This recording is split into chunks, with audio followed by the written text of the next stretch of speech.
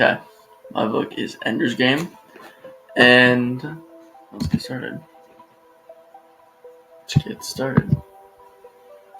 Okay, Ender's Game is a science fiction novel written by Orson Scott Card on the left, and published on January 15th, 1985.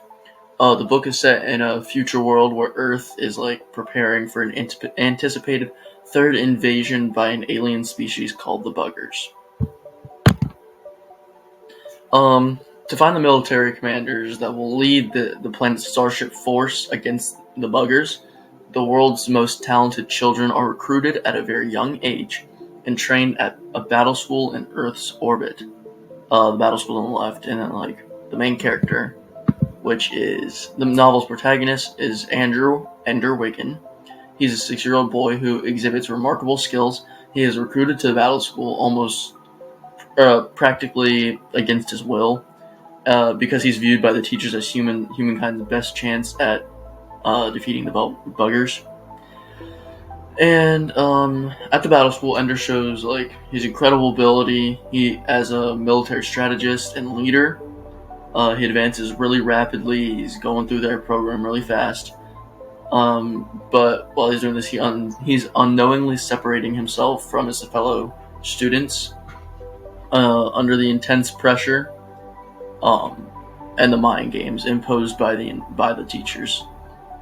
And then after further training at command school on an old asteroid, which is on the right, it's called Eros, Ender is led to believe that he's engaging in a computer simulation of a final all-out war with the Buggers. But in the end, it is revealed that the simulation is reality. Ender was in fact tricked into destroying the entire Bugger civilization to save Earth. Though Ender is praised for his success, he's put up on this pedestal. He's a hero. Blah blah blah. He's consumed with the guilt over the genocidal act of killing this entire species of Buggers. And in the end, Ender makes it his mission to revive the Bugger species by planting this queen egg somewhere. Overall, I'd rate the book an 8 out of 10 because I really didn't mind reading it, and at some points I wanted to keep reading it, which is very unusual for me. I really don't like reading books. And I thought the concept of the book was pretty interesting, and how Orson Scott Card predicted some stuff, like the iPads and the internet and stuff like that. And I thought it was interesting that it was a kid in the story, and rather than an actual adult. And I feel like that made the story more different than it was before.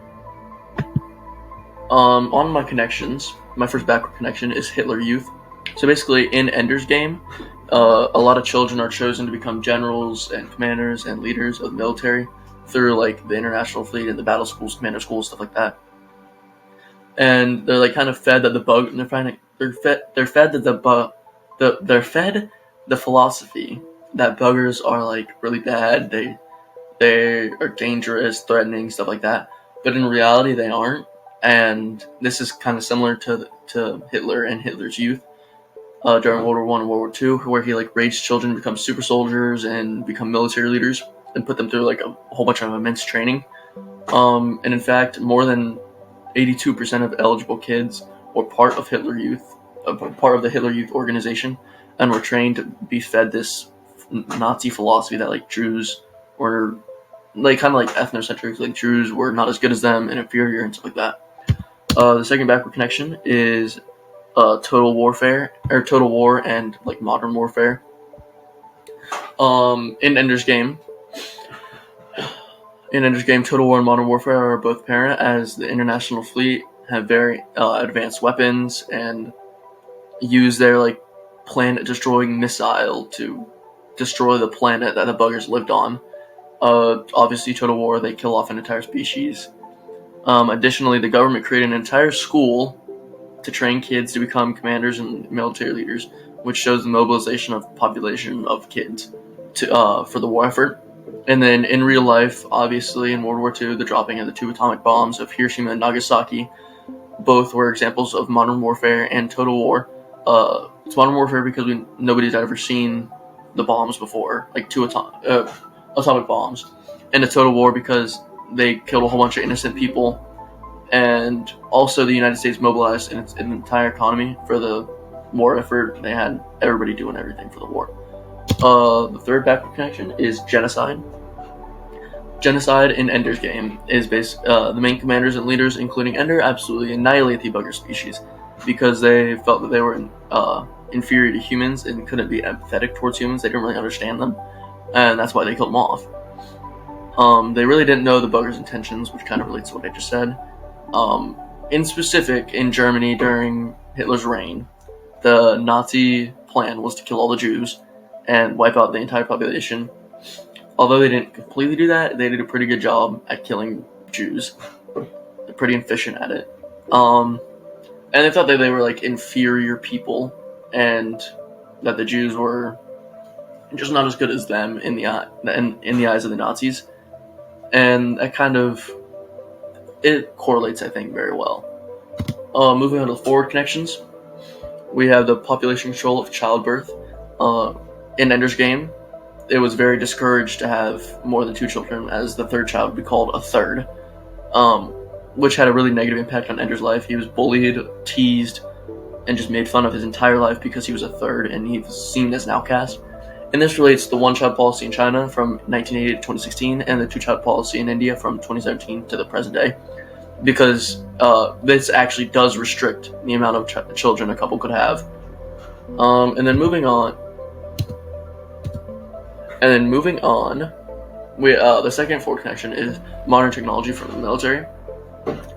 In both the U.S. and in the international fleet in Ender's Game, the armies have technology that allows soldiers to like fight using VR headsets or like through like a huge computer like Ender did from like their own military base. And they're also able to like simulate the events of war in virtual reality or the computer, which it kind of it shows Orson Scott Card's prediction of the events. And finally, the students in battle school also got things called like desks, which are basically iPads, which allows them to show how it affected the new modern world and how they used it for like intellectual gain.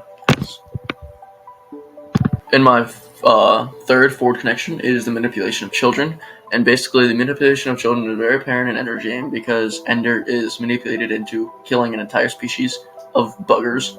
So, I mean, and also Ender and all the other children are believed that Mazer Rackham, who's on the left, is this amazing person, hero, whatever. And in reality, they covered up the videos of how Mazer Rackham actually defeated the war. Basically, he just killed the queen and that killed everything else. And he didn't even know that, so it was kind of like dumb luck. And so the government kind of covered this up and made everybody think that Mazer Rackham was this awesome person. And similarly, YouTubers and other people that have a lot of influence over kids. I think this is Collins Key. And we can see that he has 17 million, 24 million, 33 million, 24 million. He just has a whole bunch of views on his videos. And a lot of it's obviously kids that watch this. It's just a whole bunch of brain rot. And he has a lot of influence over kids. And he does manipulate them into just thinking the way he thinks and just stuff like that. So it basically in both ways, children are being manipulated by a person or by a more influential person. And then finally,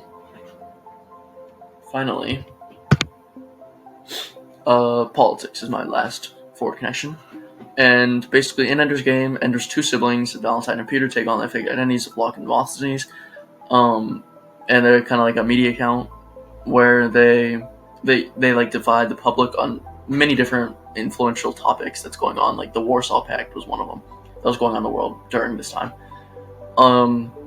It's different from the actual Warsaw Pact, and basically they both like divide the population of people on Earth using their extremist ideas, which causes the people on Earth to be more extreme. And we kind of talked about this in AP Psych with Democrats and Republicans. Mr. Kling showed us a graph that basically summed it up, showing the divide and how the two groups like polarize with each other, or they're polarizing to think more extremistly. They think more radically, and we can see this divide between populations in both Democrats and Republicans in politics.